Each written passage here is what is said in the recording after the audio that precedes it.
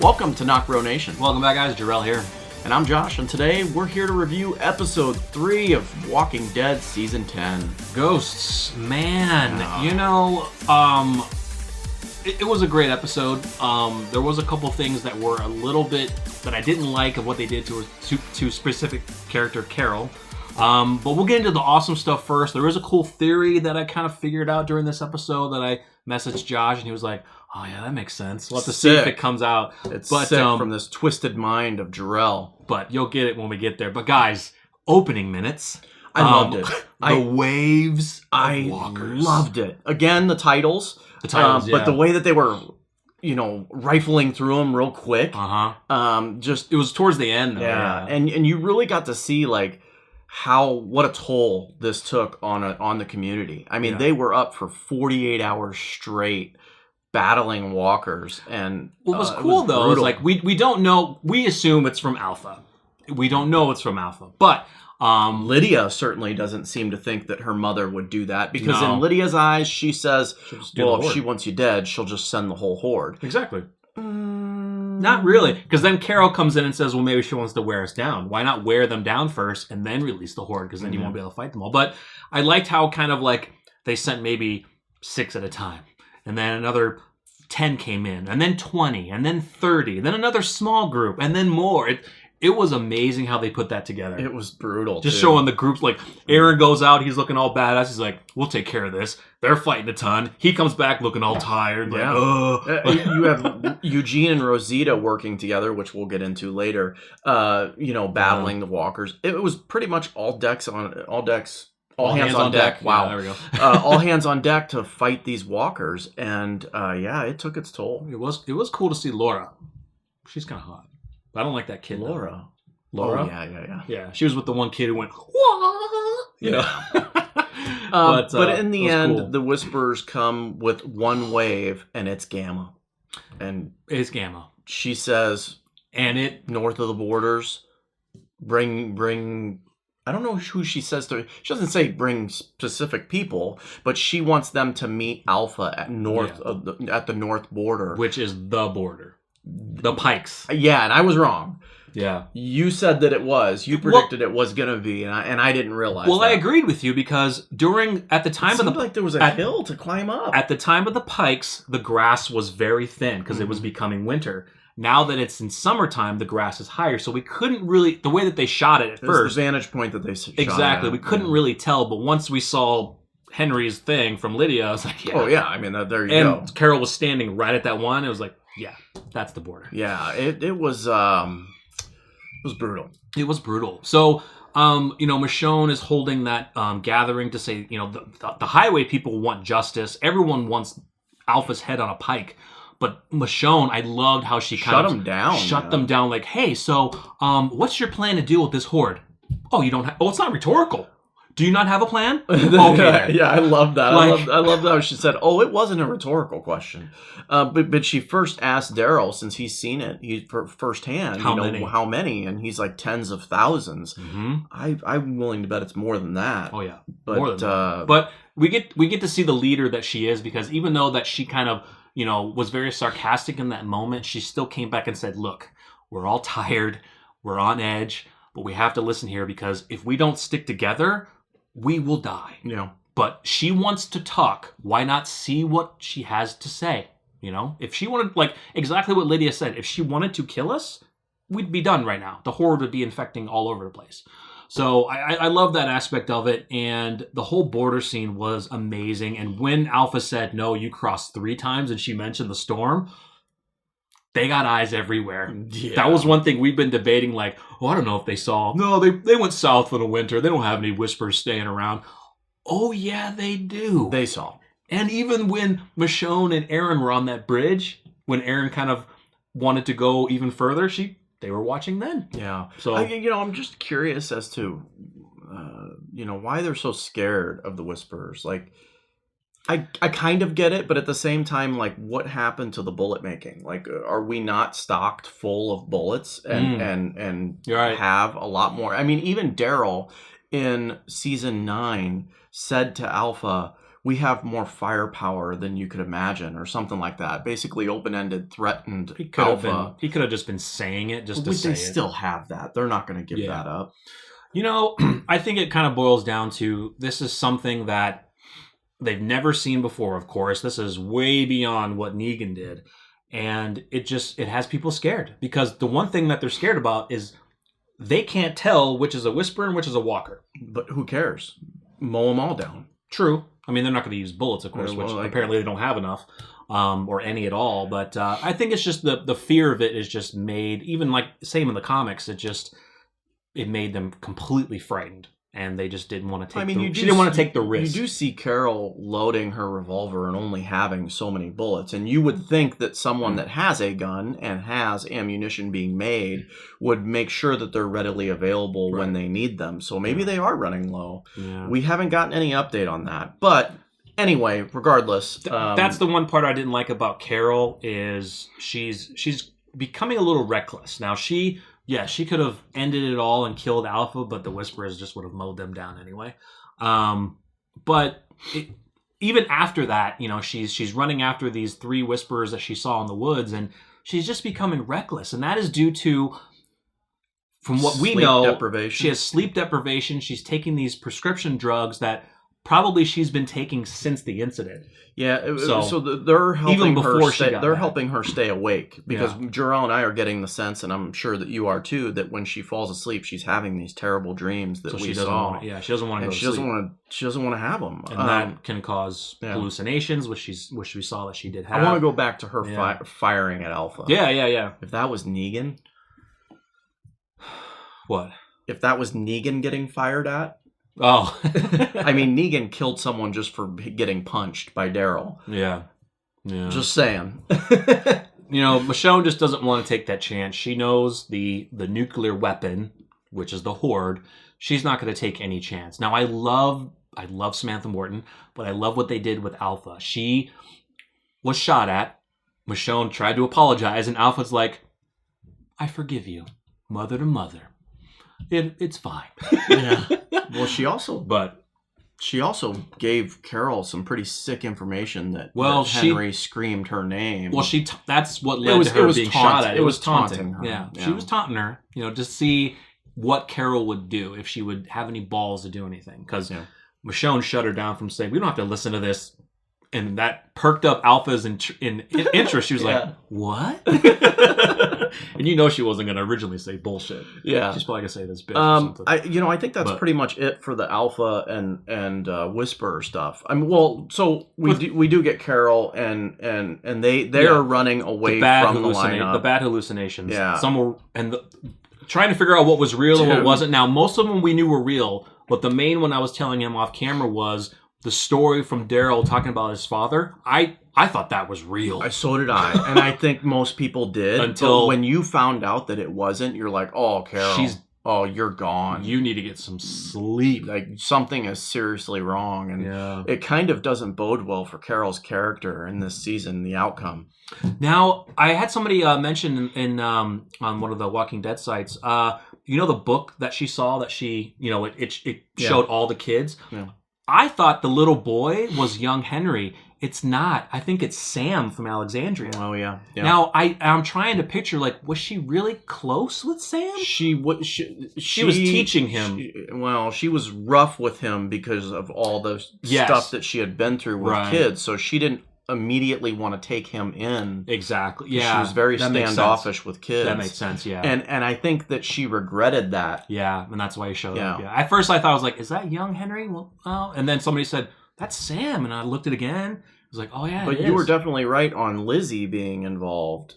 Only in there. She wasn't the Whisperer that I thought. That was sick. Lizzie and Mika. Yeah. Everyone. Even Sophia. All the kids. Sophia was at the forefront of the book. She was one of the first children. So it was tough to see. So, yeah, I mean, that was tough. I mean, I don't like seeing Carol go through this. I mean, we understand. I mean, Sadiqa's going through PTSD and everything too, but she's going through something even worse where she's seeing things that are not real. And fortunately, she was correct. She did see one Whisperer who caught her in a snare trap, hung her upside down, and led walkers in to be eaten. Now, she shot at the girl, which we saw at the end, that was her. She heard the blood trail went out of the school and into the woods. Now, some people were like, is that Gamma? I was like, no, it's not Gamma. No, it wouldn't. It's not Gamma. It's just the rogue whisperer who I believe Alpha specifically made her do that to get back at her for shooting. How it all worked out, we don't know. But I think it was done by Alpha to say, try to lure her away. Yeah. Oh, absolutely. Yeah. And kill her for shooting doubt at in my me. mind. And I definitely think it's Alpha bringing the waves to Alexandria. Oh, yeah. Yeah, definitely. So when Carol did fall, like nobody believes her. Michonne doesn't believe her. Even Daryl doesn't. And you see the look on Carol's face, like she knows that Daryl, even though he says he does, she could tell that he doesn't. Now, this is where we get into my theory of Sadiq. So when they bring Carol in and they're bringing the glass out of her arm, Dante's coming in to help. But once Sadiq sees the medical instruments, the scissors and the scalpels or whatever, he goes into a vision. He freaks out, right? First of all, for all you Sadiq being a whisperer, he's not.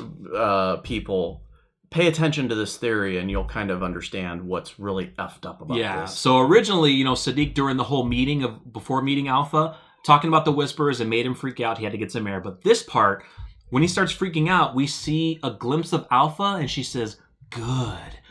I think Alpha made Sadiq cut their heads off. Yeah. Oh, and that's brutal. Which would make it even worse because, yes, he was the only one to survive. Alpha wanted him to tell this story. And, of course, he changed his story. He's not going to tell everybody standing up there, she made me cut their heads off. He's not going to say that. Yeah, because you could make the argument that if you're an Alexandrian and you hear Sadiq say that, you could say, dude, then you should have sacrificed. You should have said no. You should have said no die and before die with I them. do that. Exactly. Yeah, I'll die with them.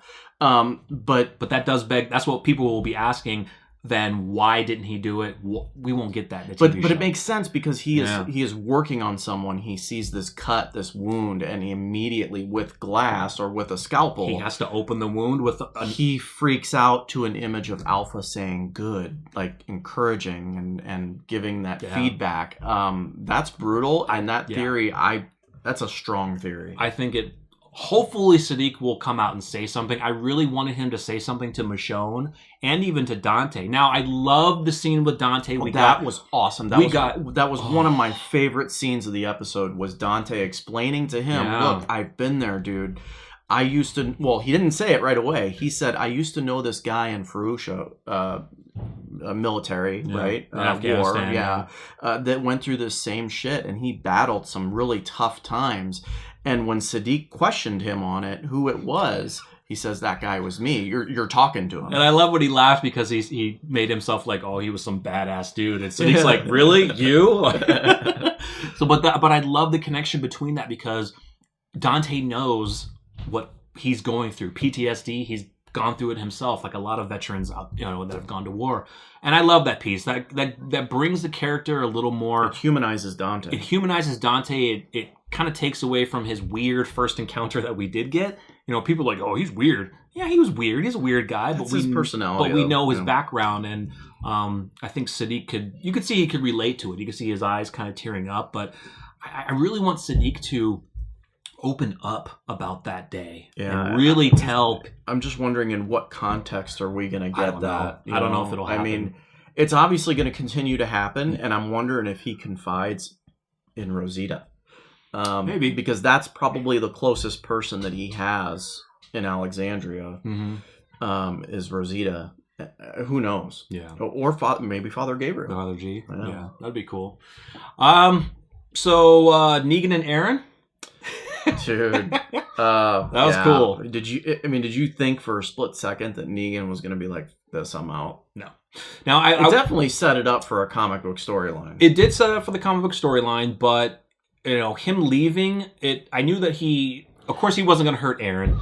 But for a split second, I was wondering, like, man, where would he? What did he just straight up leave? Like, what's going to happen? Yeah, For a split second there, though, when he is above Aaron and Aaron's shouting for him and he's got the crowbar and it's that iconic scene where he's holding the crowbar and it's blurry ahead of him. Yeah, and the blood's dripping from the water. And then you see the look on his eyes like, oh, I could kill this mother right now. And man, but he was sitting there for a minute just watching Aaron like stumble around. He's just like, He's like chilling in the corner of the house. He has that smile on his face, that smirk. But, I'm loving. I'm loving it. I'm loving Negan's storyline because he admits to Aaron, he's like how his perspective of the Saviors during All Out War and the events before All Out War and how they had to survive. He still backs it up. Yeah. Still backs it up. But furthermore, he says, I'm trying to make myself better from what I did. Mm-hmm.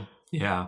And the scene with him, where he kind of says, in a way, it was Aaron's fault for the love of his life dying. But dude, when Aaron came back to say, well, then if I failed him, then you failed your wife. She died hating your guts. Dude, that was tough. That that almost turned Negan back because he was like, hold up. He was like, watch out. Yeah, and you could see the look. No, I think he said, be careful. Be careful. Yeah, and, dude. And the look on Negan's face was almost like the look where, like, when Rick and him were having battles. That's what I was just going to say. Rick and him, second lineup. Yeah. They were that close to each other.